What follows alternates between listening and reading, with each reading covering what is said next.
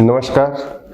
આજે ગુજરાતના માનનીય મુખ્યમંત્રી શ્રી ભૂપેન્દ્રભાઈ પટેલે અનામત આંદોલન સમયના જે તે પેન્ડિંગ કેસો પરત ખેંચવાની જે જાહેરાત કરી છે તે ખરેખર આવકારદાયક છે અને તે અંતર્ગત વિશ્વ ઉમિયા ફાઉન્ડેશન અને સમગ્ર સમાજ સાહેબ શ્રી પ્રત્યે આભારની લાગણી વ્યક્ત કરે છે.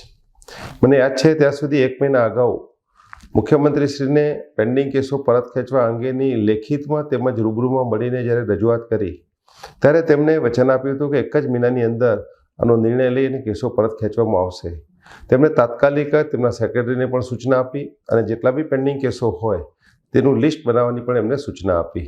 અને આજે આનંદ સાથે કહી શકું કે 1 મહિનાની અંદર એમણે કયા પ્રમાણે આજે તમામ કેસો જે કંઈ પેન્ડિંગ છે તે પરત ખેંચવાની સાહેબે જાહેરાત કરી અને એમને એમના કમિટમેન્ટને એક સરળતાથી પ્રતિભાવ આપ્યો છે. તે માટે માનનીય મુખ્યમંત્રીશ્રીનો ખૂબ ખૂબ આભાર માનું છું.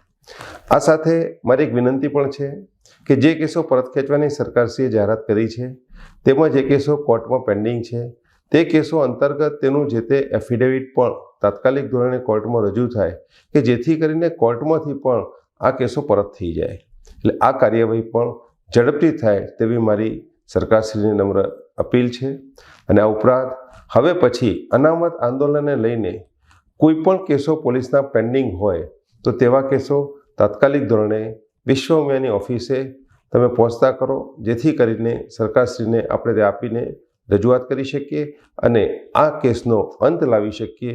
એટલી જ મારી અપીલ સાથે ફરી એક વખત માનનીય મુખ્યમંત્રીશ્રીનો ખૂબ ખૂબ આભાર. જય હિન્દ, જય ભારત.